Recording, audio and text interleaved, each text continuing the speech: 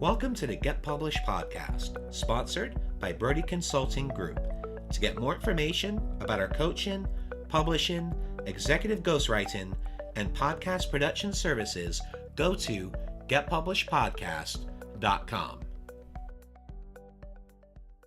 Hello, I am Paul Brodie, and thank you for joining us for another episode of the Get Published podcast, where we help authors get published with a proven system that works. Today, we're being joined by Todd Wilms, author of Beyond the Product. Todd, welcome to the show.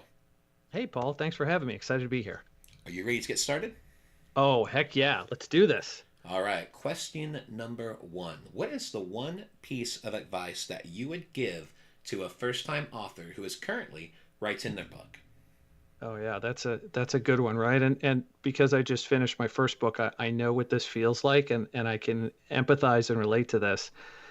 I think that, the biggest thing is this realization that once you've gotten your final manuscript, when it's done, when you feel like, okay, this baby's ready to go, you're at about the 40% mark.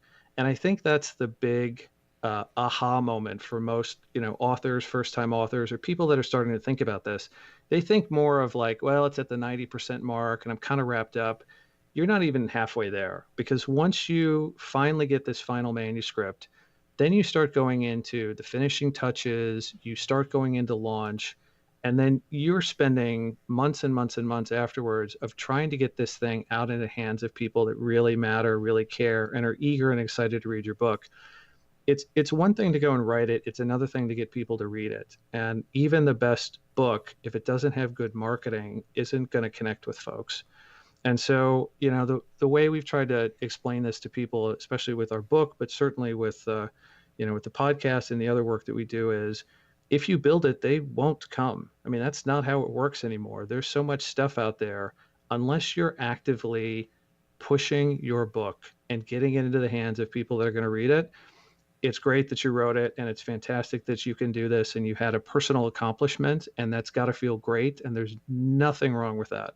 But if you want people to read your book, you've got to figure you're at that 40% mark, and you've got another good 60%, a Sisyphean event to try and push that rock uphill and actually get this into the hands of people that can read it and enjoy it. Yeah, because the last thing you want to happen is having your book fall into the Amazon rainforest. And that's always what I refer to it as, because there's millions of books out there. If you don't have a plan, and most importantly, if you're not willing to invest in having your book marketed correctly, then you're going to be up a creek, because you do have to spend money to make money. It can't just be social media. You have to invest in book promos, or you have to invest in a traditionally published company, having them help you, or going through a hybrid publisher like myself. Or, if you're going to do it yourself, at least research different promo companies out there, different ways that you can actually invest your money properly in spending money in the market. And I know with you've actually gone through Morgan James Publishing with this, so that helped kind of take some of the guesswork out in regards to the marketing portion of your book. Yeah, and I think, this really comes back to what's your purpose, right? What are you trying to accomplish with the book? If you're out there and you're trying to create a brand and an experience, you're trying to become a thought leader, you're trying to lead, you're trying to persuade people, then you're spot on correct. You need to do more than just throw it out on social. You need to put some money and energy and some, elbow grease and put some dollars behind it. If you want something that, the thing we've sort of said is, if you just want to sit in the back of a room at a conference and just sort of give your book out to people as a big fat calling card, that's a great strategy as well. And you can certainly do that. You're not going to have the same kind of resonance. You're not going to connect with people in the same way by just taking that approach or just giving the thing away. So I think it really comes down to purpose and intent. And if you want to do something big with it, you got to make those investments. Well, what do you feel is the hardest part about getting published? Yeah, boy, another good one. I think the hardest part is really the question, should you? Should you get published? What's the path you're going to take? The way it used to be, and the model was always, okay, well, so we're at the behest of the major publishing houses. And over the last several years, of course, that model has changed. And now there's really sort of four main buckets, open to you. You can self-publish, you can go the hybrid route, you can go with kind of a second tier publisher, or you can go with one of the big names. And I've talked to a lot of potential authors that were like, well, if I'm going to do this, I want Bantam or Little and Brown or Penguin or you name it. It's got to be Random House or nothing. And the odds of you being a first time author and actually getting with one of those big houses and having an enjoyable experience and feel like the book that you wanted is the book that came out, those are really rare and really few and far in between and really challenging and taxing on your entire life. And so as you go and look at those other options of going with a smaller publishing house that will give you a little more hands-on approach that might be more boutique, going with a hybrid approach where they're working with you and coaching you and engaging with you and even at times helping you, draft, write, copy, and sometimes ghost the book.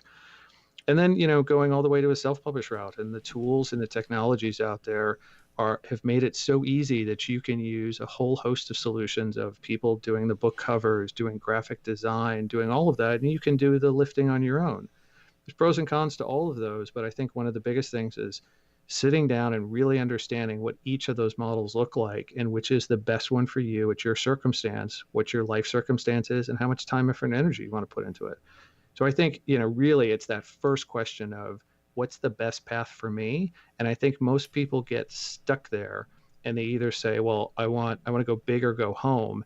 And when it doesn't happen for them, they sort of give up and maybe even give up on their dream instead of pursuing it and looking at it and saying, hey, you know what? There's some really great options out there. And there's a lot of successful authors that have done exactly what they've wanted to do.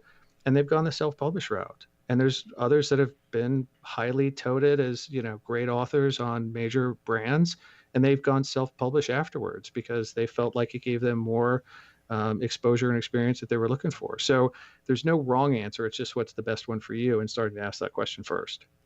Yeah, and in regards to that journey, the first thing you have to figure out is your path. Once you have that figured out, then you have to figure out your game plan. Like, what is going to be your plan to get to this point? And then the third part of that is the back end. What is the product that you're going to sell with this book to help recoup your investment as quickly as possible? Because I no longer look at it just as a book launch.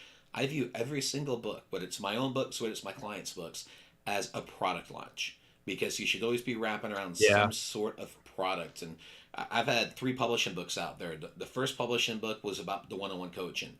The second book was wrapped around the group coaching program. And then my third book is being wrapped around our done-for-you book publishing services. And that's also the book that we give away on our website and to prospective clients. And if we're meeting in person, we'll give them the paperback version. But when we're talking about done for you, we're talking about the book publishing, the book launch marketing, and then the executive ghostwriting. But you always want to have something that is tied around that. With my podcast 101 book, one of the things that we're tying with that is done for you podcast services, where people that don't want to have to learn about all this stuff, then they can go through us and we can help. But you always want to have something that you can tie around that book. For one, to make back your investment as soon as possible, but to two, to take that and to use it like a product launch. Yeah, boy, that's so spot on. And such a great way to think about this as not just a collection of words, but to think of it as a product. I love that. Well, let's talk about marketing. So please Yeah. share a marketing strategy that you're going to be using in your book launch. And I know you've already used it a little bit with when the ebook came out back in February, but I know you also are going to be promoting the paperback version coming up in May. So what are some of the strategies that you're going to plan to use that you feel is going to work well? All right. So I think this is where we're going to spend some time because you're talking to a professional marketer, right? My book is about marketing and helping founders and entrepreneurs, get their dream out there. So this is a sweet spot for me. And I think one of the advantages that I've had in terms of trying to get the book out, there's a couple of things we can talk about. And there's one specific tactic that I learned, and I want to share this up front, and then we can go into more strategic things.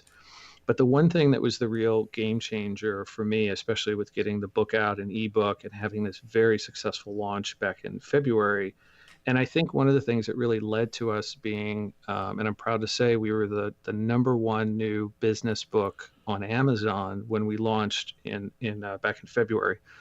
And I think that really came off the strength of we asked people to come in and review the book. We wanted people to be, early buyers and come in and give us reviews and start to share why they saw that this was an exciting new book and what it meant to them and what value it had. And one of the things we were careful was we weren't asking people to go and just copy and paste a template. We didn't say, hey, say these 5 things about us. We asked people to come in on the day of the release, read it, and oftentimes when we could, we tried to share as much of the early manuscript as possible and said, we'd love to have you share your thoughts and viewpoints on why this connected with you, what it did, and what it meant. And so they shared those thoughts, and they all came out with something slightly different based on their point of view and the lens that they were looking at this subject. But I think it was also comforting for people that came in and found the book on Amazon or found it on Barnes and Noble or through any of those channels to come in and see that other people had read it, to get their experiences, and to know that this was something that they were willing to invest not only their money but their time and their brain space to trust us as authors to lead them on this journey. And so we went out to 100 people. We were very prescriptive. We went to friends and family, people that were in the space. I didn't ping my aunt or uncle who is not in marketing or not a founder, but we certainly went to people in our community and our network and said, this is really important to us. We know you're busy. We'd love to have you come out on that day. And here's the process we'd like to have you follow, and, be authentic and true to yourself and to your words on what really matter to you. And so we asked those 100 people, and we ended up with 33 reviews of the book on day of. And I think that really helped catapult us forward. And that was a huge game changer for us and a great eye-opening experience. And it's done very well to help keep the book, up in some of the top lists and in those top 10s, because I think people feel comfort that other people have come in and shared their experiences with it. Well, 33 reviews is a really nice sweet spot because you got more than 10 reviews, but you haven't got like 100. And the reason I say that is sometimes when you go after too many reviews, then you get 100, 150 reviews in like a week or two, people are going to go, okay, this comes across as manufactured.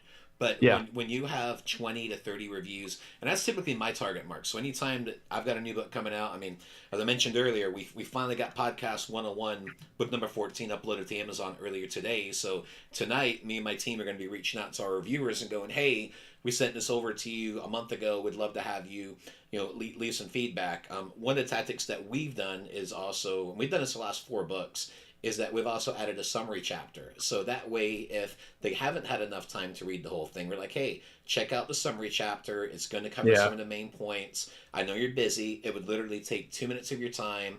And then you just, and the other thing is not asking for a 5-star review, just asking for an honest review. It's like, hey, if you loved the review, cool. But, if there's something you didn't like about it, tell me and we can make it better. And just by doing that, you're still going to get lots of good reviews. You're not, if you get one slightly negative review, you might get one at 3 stars, worst case scenario, because they're going to be like, well, wow, you actually appreciate getting feedback. Yeah, let me tell you a couple things here I think could be better. It's like, cool, we're going to be doing a second edition in 6 months. I'm going to make a note. We'll get it added. Is that okay? They're like, yeah, absolutely. Because they've also taken, and they've been more invested into your book because you've taken their feedback. Kind of like what you're talking about, what it did and what it meant. It's that same philosophy. Yeah, and I think there's something to people can sniff out when things aren't, and it's an overused word, and I'm sorry for using it, but when it's not authentic. They Yeah. can tell when day one you've got 120 reviews. They can tell when it's just a bunch of BS. And so again, the thing we did, and we were prescriptive with people, is we want your views. Here's some things, like some questions that we would ask of you, but we want your views on this so that it is authentic, that it is people that really care about this subject matter.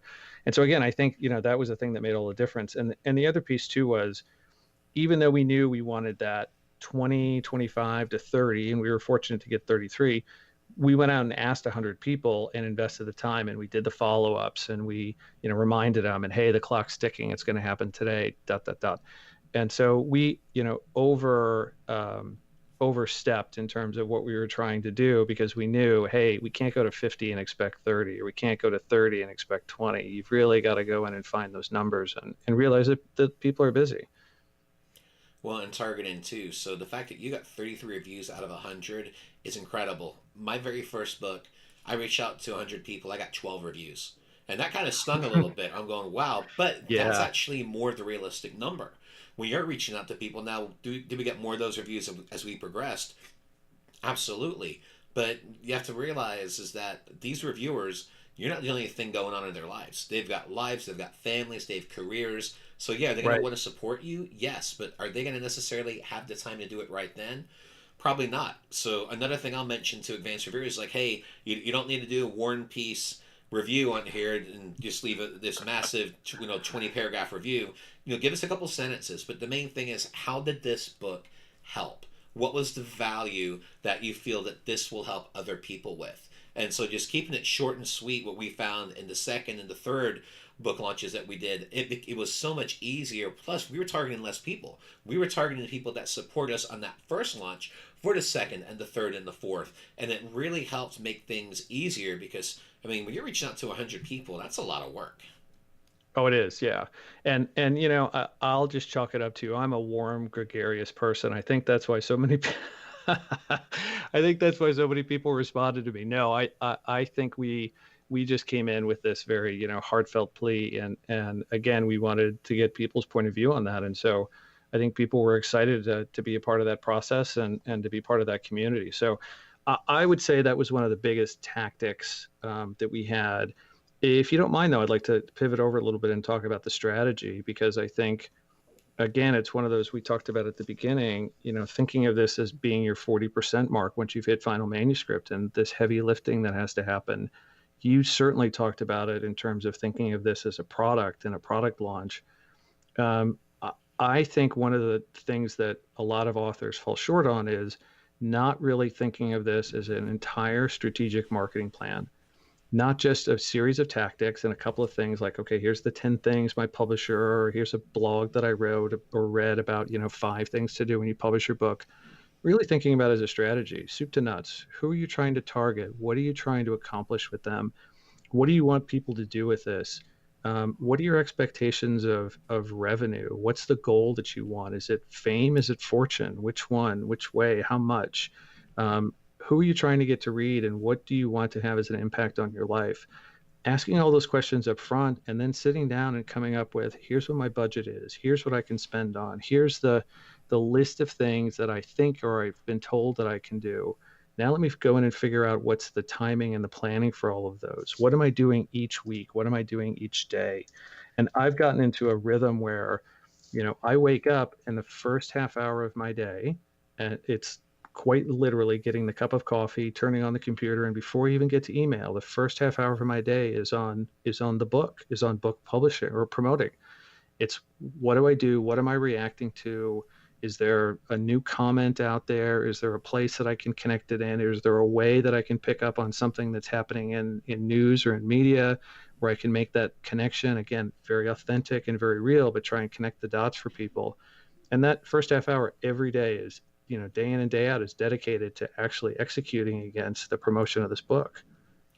What are some of the things that you're doing in those first 30 minutes? So, what specifically are you doing? Are you posting on Facebook, Instagram, send an email to your list? What are some of the things that you are doing as part of that 30 minutes every day? Yeah, so really great question. So to all of those things, yes, right. I'm putting things out there in Facebook. I'm putting them out there on LinkedIn. I'm putting them out there on Instagram.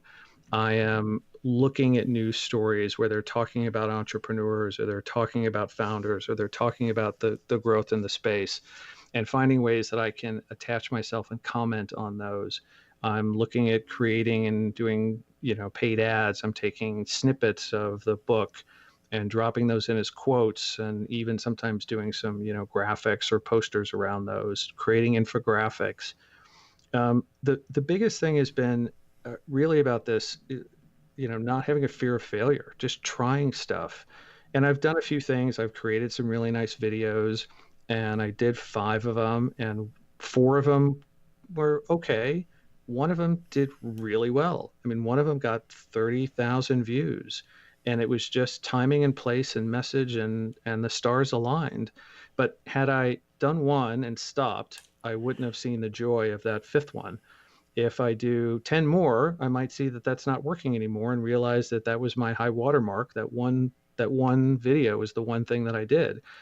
And so I think it's about being experimental and trying some things and dipping your toe in the water, And then you'll start to find the sort of playbook of what really works for you and what is connecting with your audience, no matter what the blogs or the experts say, what really connects with your audience, because you've kind of tried and tested and poked at the edges and found that sort of secret sauce, the levers to push. And then once you start to find that, that just feels so amazing because you're in the dark, you're trying stuff, you're experimenting, you're not quite sure what you're doing. And then all of a sudden, a few things click, and you're like, you know what? I got this. I can do this. Well, I think one of the things too is using different media.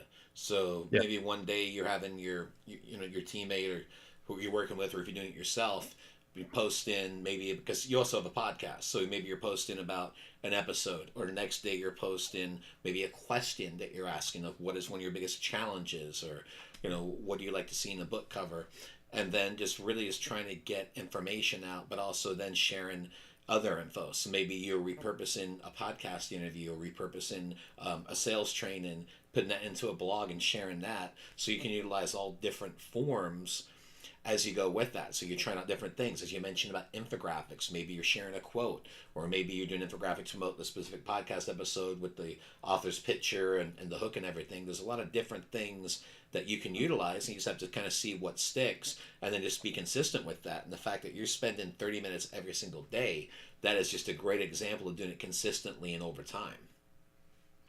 Yeah. And the thing that was fun too is it's being somewhat childlike, open, just enthusiastic, sort of walking into this like you're, a kid in a toy store, and you're like, you can see down all of these aisles, and there's different toys and things to play with. Approach it the same way. I didn't know video tools, or I didn't know how to go and create some great graphics, or I didn't know what was the best way to do a LinkedIn ad. I had ideas of all of that. I'm in marketing, but doing these on your own with a small limited budget, not having a team behind you, it was going and figuring all those things out, and doing it with fresh eyes and perspective. And so, over some time, you start to kind of look at this and go, hey, wait a minute, this is a really great tool, or this is a great free tool, and I can get 90% of the way there using this. And so you just build up this playbook of, again, the process, but the technology that you're going to use, what fits within your budget, what fits within your style, what fits within the audience you're trying to approach.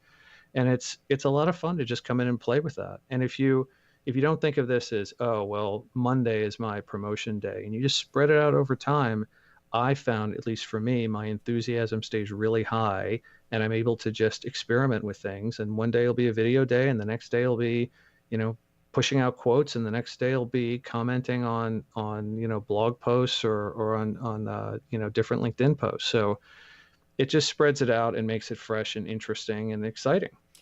Now, you mentioned content on posts. So, what is your strategy with that? Are you mentioning specific things that you liked about the comments, about the post? Are you offering calls to action to potentially redirect that traffic? What are some of your strategies in regards to commenting on other posts? Yeah, and what I try and do, and this doesn't apply for everybody, but maybe this is just sort of my ethical and moralistic center. I I want to make sure that what I'm doing is adding value to Mm-hmm. people that are engaged in that conversation. So I've had a lot of people that have come on to my blog or my website or on the podcast, and they kind of ride in and they'll just throw some random content in there about an ad that doesn't have anything to do with anything, and it's so off the mark and so off-putting and not part of the experience that I think people really value in terms of what they're doing. They're out here looking for a specific thing and they want insight and information on that. So I just gut check myself first and make sure that if I'm commenting on something, or if I'm saying, hey, this is great, but you should also, if you like this, go look at these pieces, or listen to this blog, or listen to this podcast, or here's something I talk about in the book that you might be interested in. I look at it in such a way that if I were just to sort of jump into a conversation and I was there face to face with that person, when I feel the same level of comfort of being able to say, hey, go check this out. And if I could look them in the eye and say, here's something that I think you're going to find interesting as well, then I think I'm in pretty safe territory to go in and say, hey, here's 5 things we talked about. I talk about 6 more things over here. If you're interested in this, you might be interested in that. And in using that as a guide, I've been pretty successful at redirecting some people to the blog and the book and the podcast, and gaining some interest and some new followers because it's a topic that they're interested in and they didn't know that it existed previously.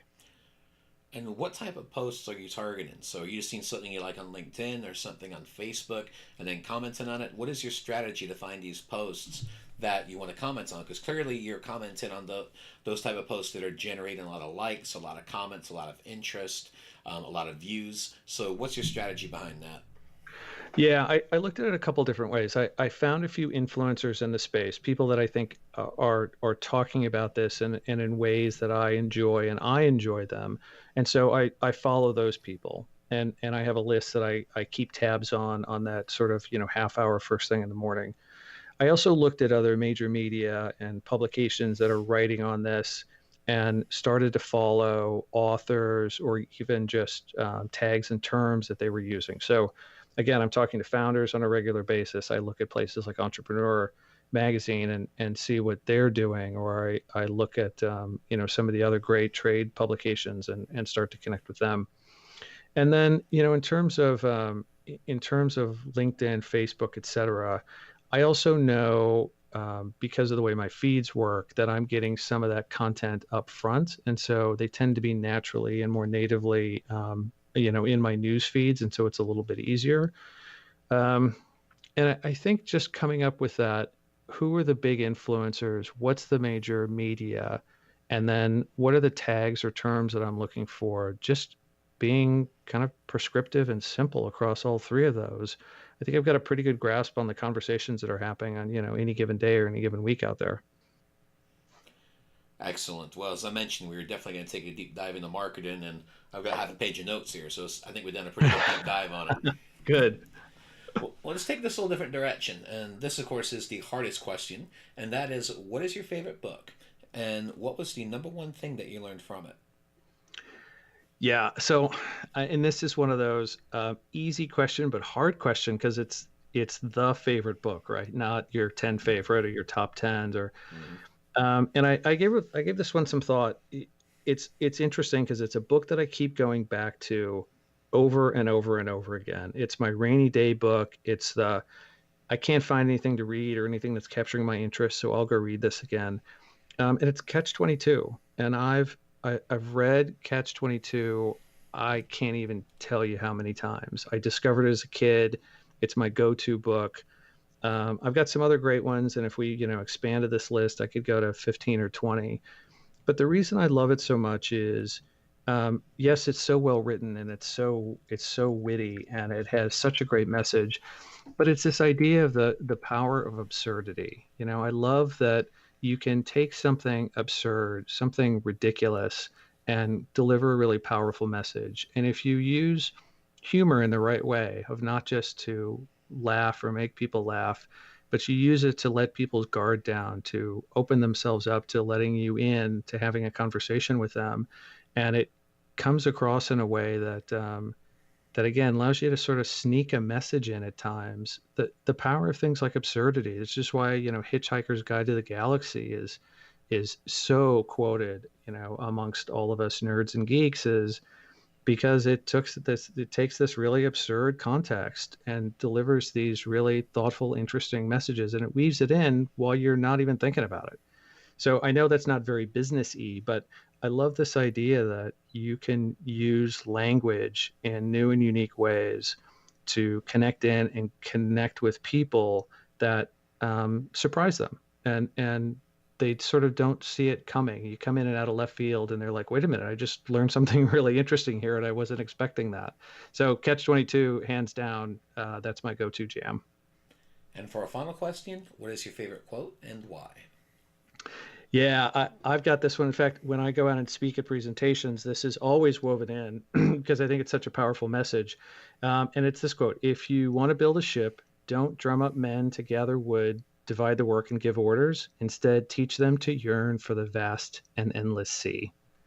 And it's the power of inspiration. We can be tactical and we can tell people exactly what to do, but if you get them excited about it, if you build a passion and an energy and you steer them in the right direction, and then you give them a nice little push to get them started, I found with teams, with individuals, as I've mentored and advised and guided people, people will surprise you and exceed your expectations almost, not every, but almost every single time. So I just love that quote. Well, Todd, I want to thank you for being a guest on the show. What is the best way for people to find you online? Well, so I'm a marketer. I made it really, really easy. Best way to find me is foundersplace.co. That's all one word, foundersplace.co. And you can find me and then connect with me on LinkedIn. You can connect with me through email. You can connect with me on Facebook, on Instagram. And I even, gasp, I even have my phone number out there. I know, radical idea. I thought you were going to say you're on Snapchat or something there for a minute. No. All right, Todd. Well, thank you once again for being on the show, and I wish you all the best in your author journey ahead. Thank you so much. It was a pleasure being here. Thanks again for joining us today. To learn more about how you can be featured in our brand new Get Published business book, go to getpublishedpodcast.com.